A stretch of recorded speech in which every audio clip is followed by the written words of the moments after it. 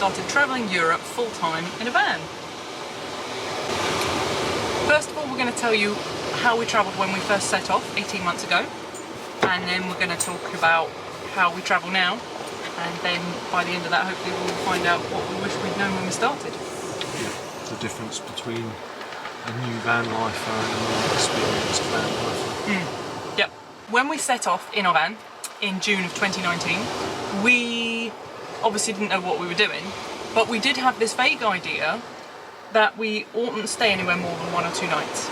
So that was what we stuck to, and we weren't interested in France. What we wanted to get to was Portugal. We'd heard that Portugal was the mecca for van lifers.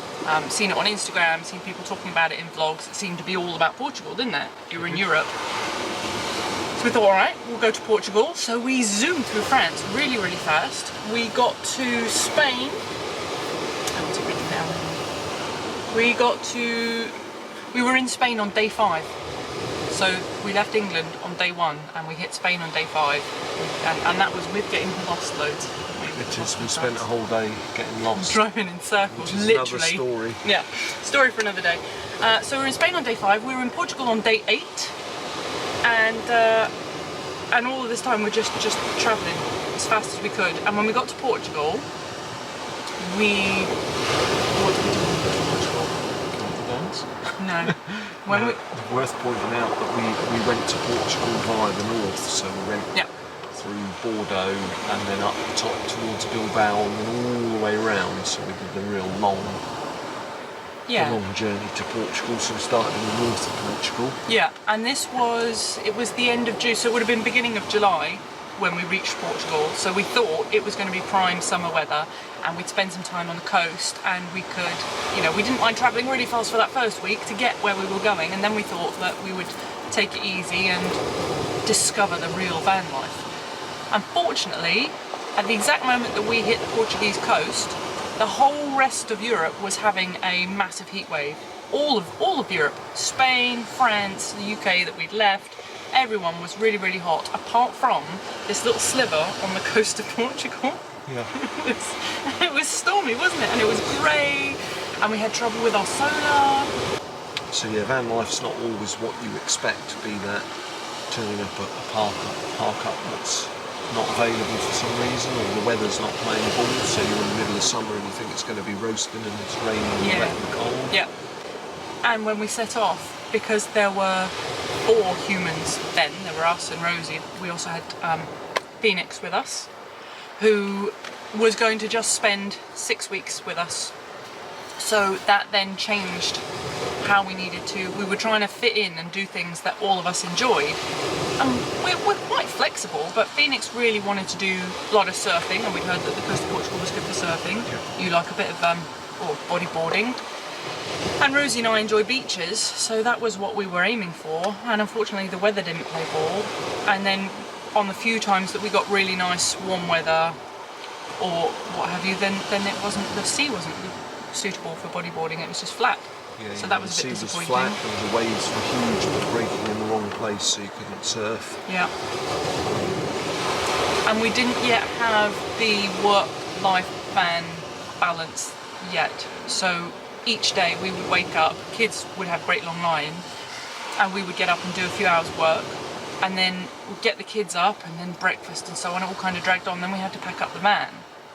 And for us, we know some people who in their vans they can just literally get up and get into the cab and drive, and that's not like it for us. We've got a lot of stuff that needs moving from the front to the beds, and then when you reach a park up it's got to come back out for various reasons. So we'd spend, half an hour, 45 minutes packing up the van, and then we'd drive for a couple of hours chasing the weather, weren't we? Trying to get to where it was sunny. Yeah, we were always chasing the weather. Or where the sea was better. Always hoping the next park up would be better, even though we were at some amazing park ups. Yeah, and then we'd reach the park up and we'd pack everything back out again, and then somebody'd have to cook dinner, and somebody'd have to walk the dogs, and then we'd have dinner, and then it'd be sort of time for bed. So it just felt really frantic. We were constantly moving and doing stuff, and although we saw a lot, it was pretty much out of our window, wasn't it, as we drove? Yeah, I think some of it's down to the fact that we were transitioning house and suddenly you live in a vehicle which is small, or small comparatively, depending how many people are on it. It's a different way of life. Your priorities are different. You know, it's all about where can you park, where's the next park up, is it full, can you get in? That's a complete, so I think it was just a load of changes all at once that you don't adapt to in a couple of days. Took me 3 months or so, didn't it? And the holiday thing that you've mentioned before. Yeah, the holiday thing is where when you live in a house, you have your annual holiday or maybe several holidays a year if you're lucky. So you have a week or 2 weeks where it's all focused. I'm on holiday, I've got to do things, I've got to go out for lunch, I've got to go into the shops, I've got to go and visit castles, I've got to do all this stuff because in a week or 2 weeks I'm back at work.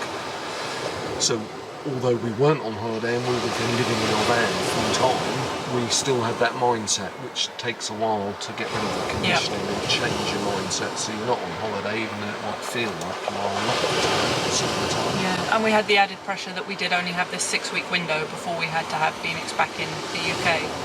And that's not forgetting that also, other than our own changes, which might have all varied slightly between us as to what we were adjusting to or finding hard, we also had 2 cats, 2 dogs, 2 kids.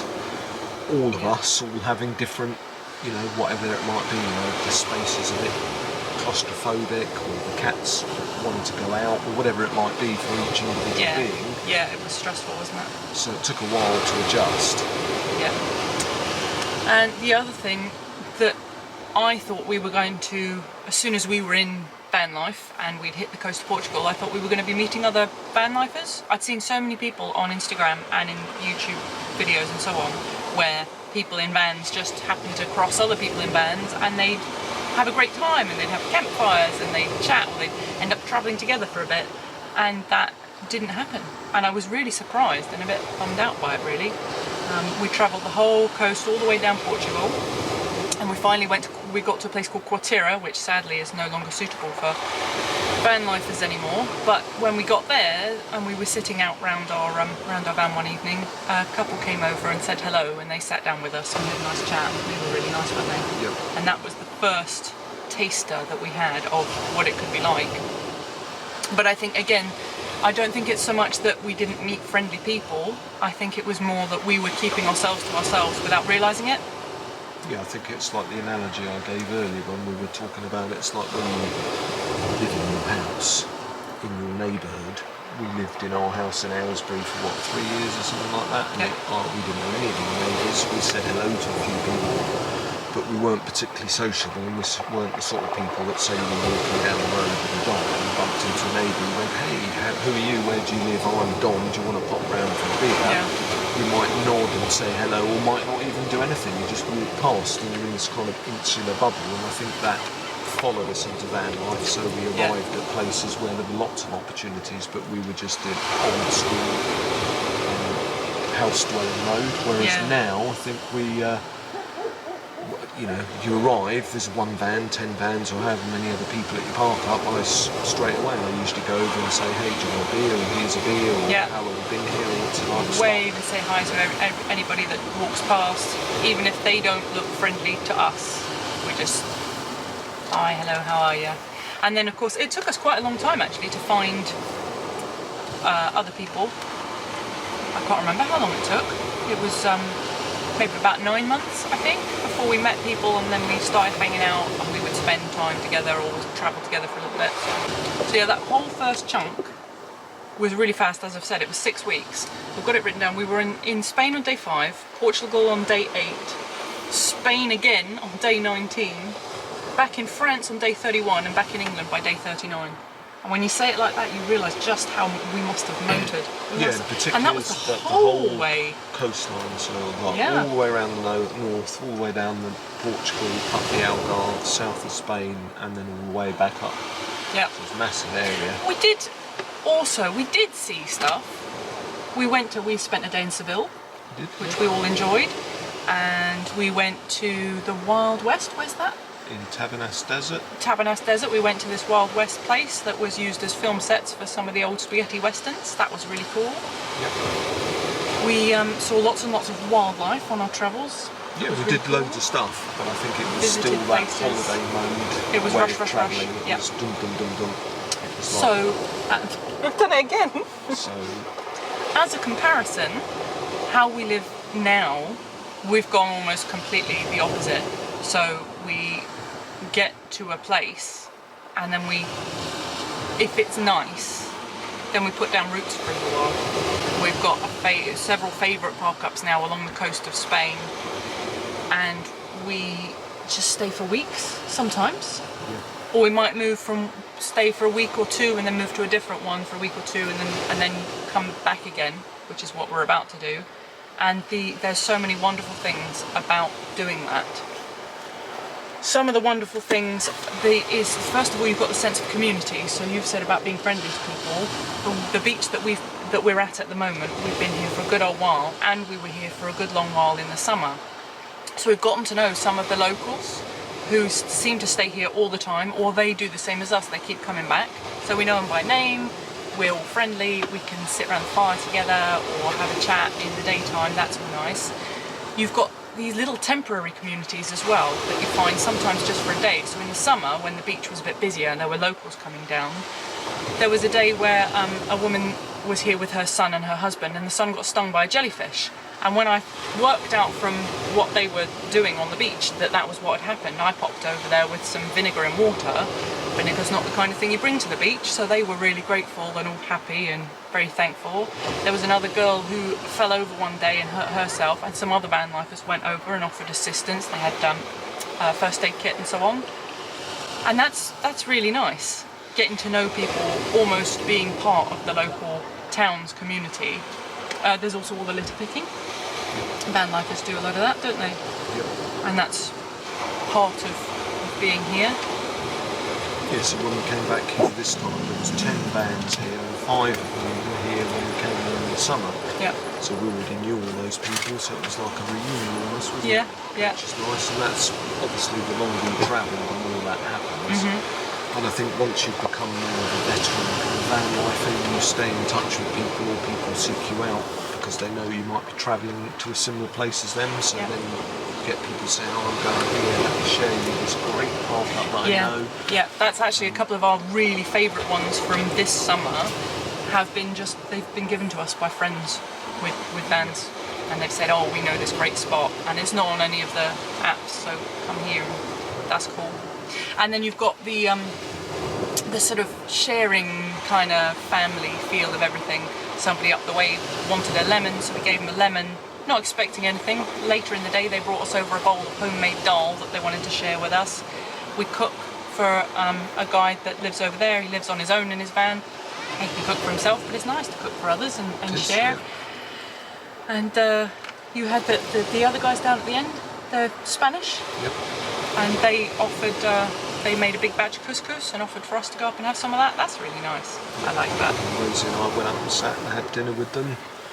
They fed all the dogs on the beach. Yeah. I shared a few beers. Social distancing, Of course. Yes, very nice, very relaxing.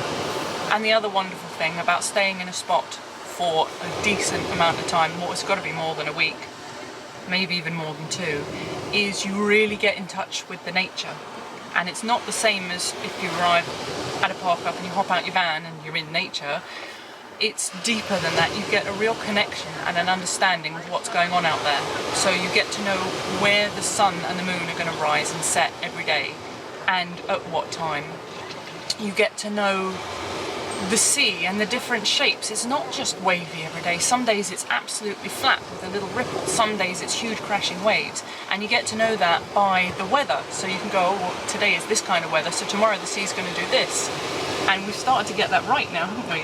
We can actually forecast read it. the weather from the information that you're given from your surroundings. Yeah, and we get to know the nature. We know where the bats come out of which bits of the hills and what time, and we see them and the different bugs. Or you might get to one of your favourite park ups and go, oh, well, this is the place where we always see the chameleons, so it's worth keeping your eye out for them. So that's we really like that. I love that. I love knowing the land. It makes you feel like you're a part of it.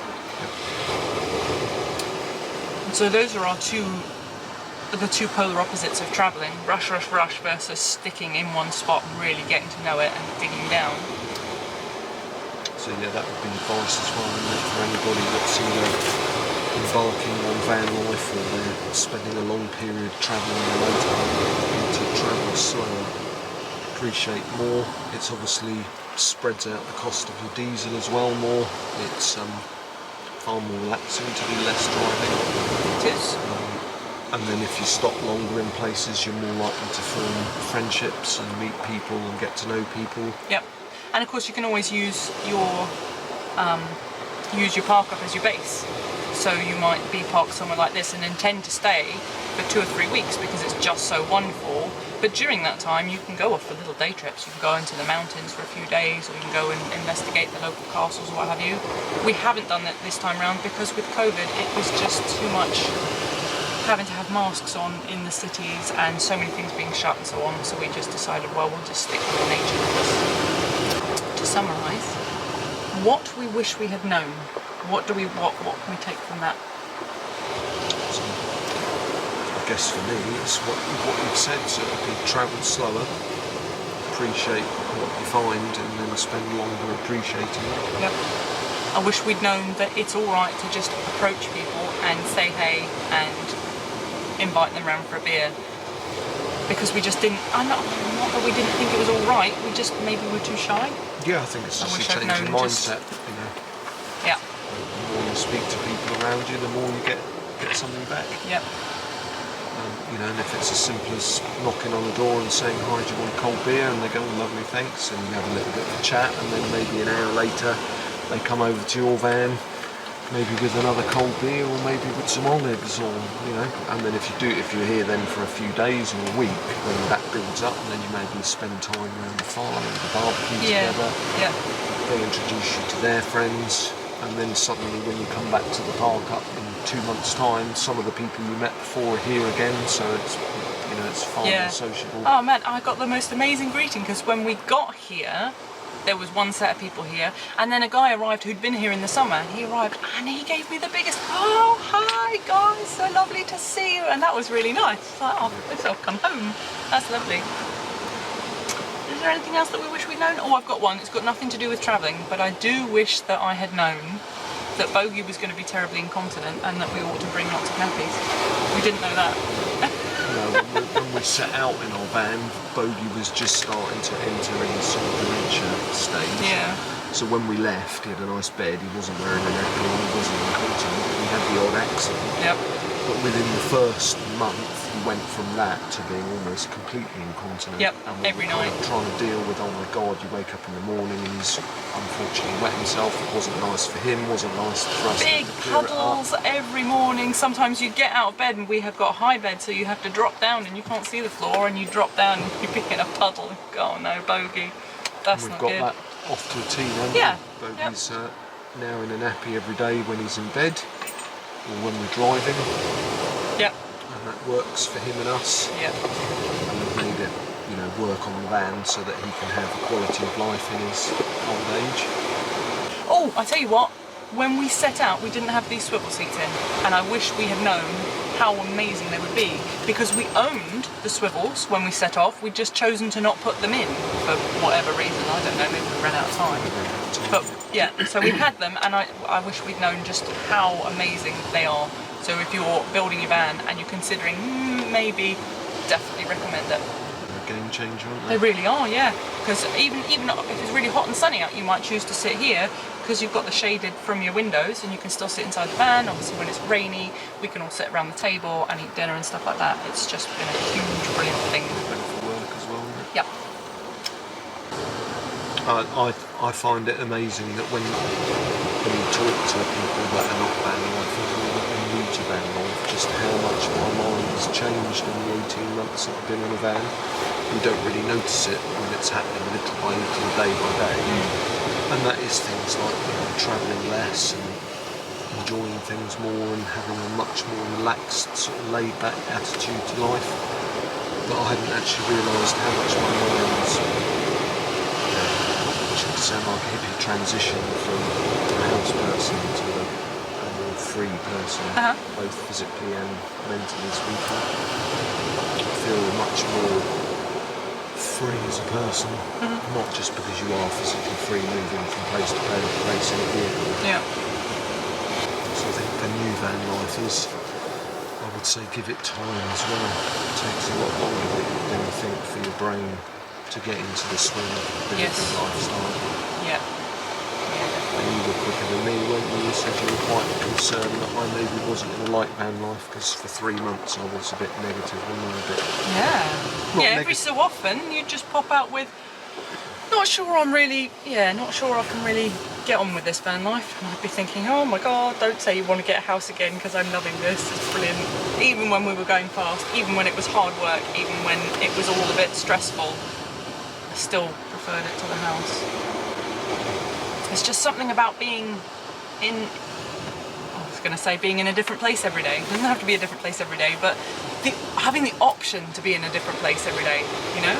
Yeah, that's one of the best bits, isn't it? If we wanted to leave right now, we could just pack up the van and in an hour's time, we'd be on the road and we could just go. We could decide that actually Sweden is where it's all about, and assuming all the borders would let us across, we could just go to Sweden. And that's mind-boggling, really. I was having this conversation with Neil. Neil was parked up with us. He's a new van lifer. He was here about a week. He's moved on further south, but we were having a conversation overnight about that. And I think because he'd been in his van for just a week, his brain was still in house rules of living in a society, in a house. Yeah.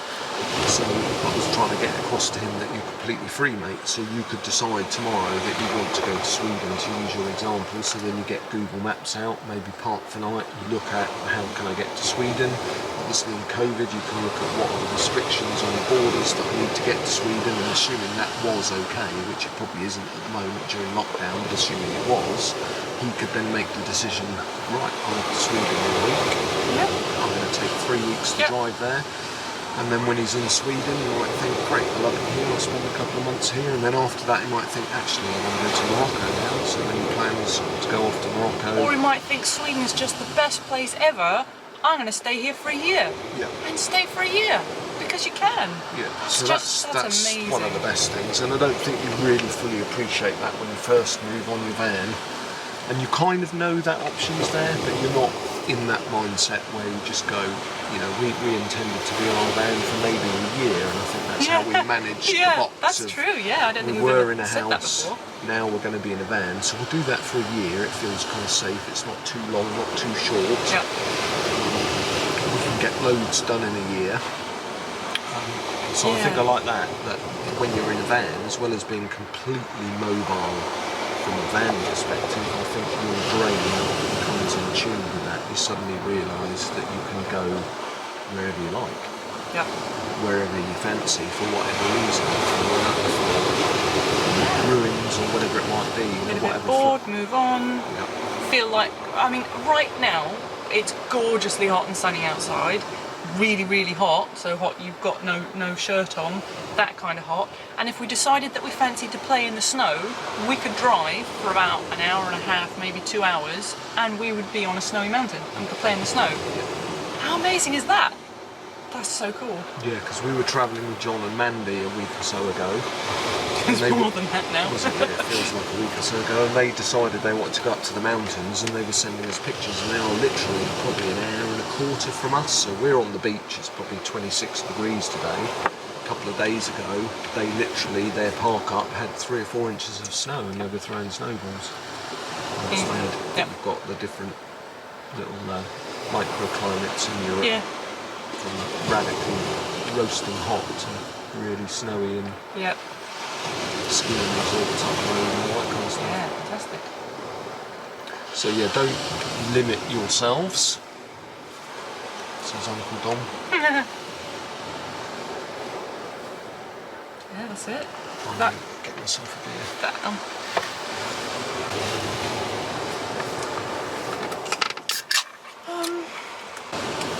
So that wraps up what we're talking about today. Next week it's my birthday. I'm having a big one. turning 40, and I'm going to spend it on the beach drinking as much sangria as my belly will hold. I haven't had I was sangria going for to ages. ask you, which I haven't broached with you, so this will take you completely by surprise. Brilliant. For my vlog that week, I wanted to do like 101 park-ups, right? So lots of filming of different things, but I wanted to do your birthday from getting out of bed in the morning and film the whole day, not literally all the time, but film all the best bits, and then edit it up into like your 40th birthday so that people can see Film every single glass I down. Yeah, like I did with fun. Greg, Okay, let's do that. Lovely. Yeah. So I might not do a vlog next week because I'm going to be busy having birthday. Yeah. And then the week after that, we go into self-isolation, ready to return to the UK. We're going to do what we did last time. If you weren't following us then, we self-isolate in our van for 14 days. Actually, we make it 15 to be on the safe side, instead of self-isolating in the UK. We'll give you lots more information about that when we're actually doing it. It is legal, it is possible, and we've done it before, so brilliant. Yeah, I think we're on that note. We've had a lot of people via Messenger, Facebook, and YouTube. Thanks, one. Who either say you're not allowed to do that, or if you are allowed to do it, where's the information, how do we find out about it? It is buried on the UK government website, so we'll cover that. Yes, we'll do a whole blog all about it with all the right how things. you can do it. We'll show you the website itself so you can see that you can isolate, and it comes up all the time. Usually on Facebook people go, no, you can't do that, you can isolate at home in the UK, which is not true, so we'll give you all the facts so that if you're travelling, or you go want back to travel, for Christmas or whatever, you can see how we do it. yes. Over to you. So it was 2 weeks since our last van chat, and the last one we were giving you an update of where we were at, particularly thanking everyone for following the channel, all the new likes and subscriptions that we've had. It's all gone really ballistic for us in a great kind of way. So we've gone from 1,400 to 2,600 subscribers in 28 days according to YouTube. Mad. The channel's been monetised for a week and a half or so now, which is wonderful. Thank you very much, because that does help us. Yeah. So thanks for all your... It pays for Chubba Lover's chubby belly. It does. You need to order cat food in the belly. Yeah. Bless him. He's a happy man cat, isn't he? Yep. So yeah, I just wanted to say a really big thank you for your support, and I love seeing all the comments. Still trying to answer everyone. That's my mission. Yeah. It is getting harder because now that we've got more subs, we've got more comments. Yeah. So I'll try and keep up to those, but keep them coming. I'd love to answer any questions you have, or any concerns about your own van build or your moto adventures. If we know the answer, we're more than happy to share and help out. And finally, last little bit for you today is just to let you know that I've updated the gift guide. So there are 4 more businesses on there now, bringing us up to 24, and I've got at least another 4 waiting for me in my inbox for the next update. So if you haven't had a look, have a look. If you have had a look, have another look. Don't forget to share it out with your friends and family, and I'm going to just keep updating all the way up till Christmas, and the link to that we will put in the description. Yeah. That's it. That is it. We're done for this week. So yeah, So it's a lovely day. I'm going to take one for a little walk. Gonna go As you for can see, a walk. I'm already on my first beer, and it's 1 o'clock here. It's a bit naughty, isn't it? That's another thing I wish I'd known when we'd left a year and a half ago. What's that it's acceptable to drink beer for breakfast? For that, also never underestimate the amount of beers you need to buy when you go to the supermarket. Man, it's embarrassing at the moment that I'm always the one that goes in the supermarket, and because we're friendly like everybody else, and we go around the other vans and go, we're off to Lidl today, do you need anything? So this van over here says, yes, I'll have a couple of slabs of beer. That's 12 beers in a packet. Somebody else says, oh yeah, I'll have a slab of beer. Somebody else says, oh yeah, I'll have 3 slabs of beer. Then you say you want 3, and I'm in the supermarket with a trolley that's just full of beer. And the other week I had 2 boxes of wine for somebody else, and a bottle of sangria for me, and it was just really embarrassing. So yeah, the other week it was Jack asked for 24 bottles of wine, and then all these other people around the beach had asked for these various slabs of beer, and apart from that, one person had asked for an avocado. So it was basically our shopping, but then with about, I don't know, it was like 15 slabs of beer, 30 bottles of wine, 1 avocado, and our week's shop. Yep.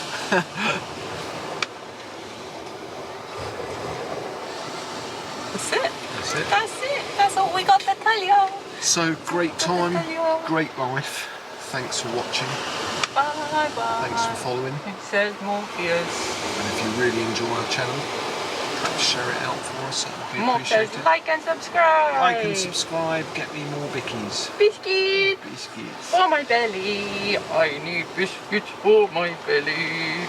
Oh, belly. So a lot of people have noticed that we've started publicly now putting our pets talking on our videos, which is completely unrelated to the previous channel. Yeah. But it's something that we've always done, and we were a bit conscious that perhaps it was a bit silly to put on videos, but we've started to do it. It's been going down well. Yeah.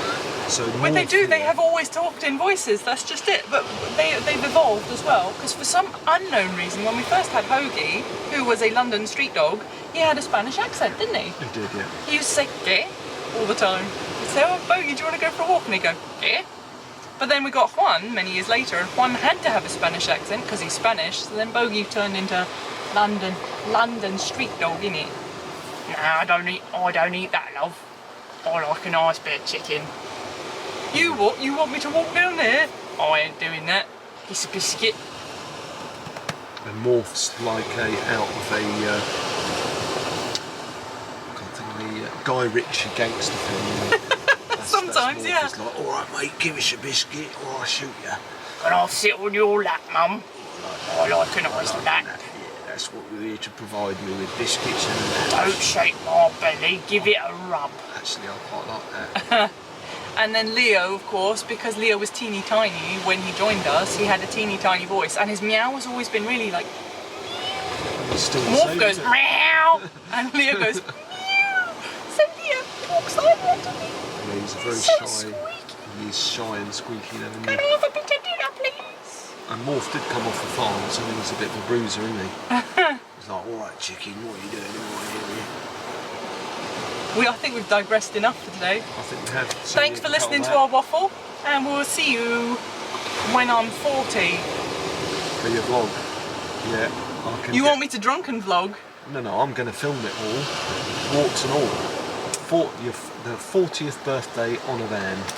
Brilliant. 8 AM in the morning till 3 So whenever I fall over and... Yeah, which is probably about 8 o'clock in the evening. Right, yeah. Lovely to see you, and we'll see you next week. So thanks for watching. Bye.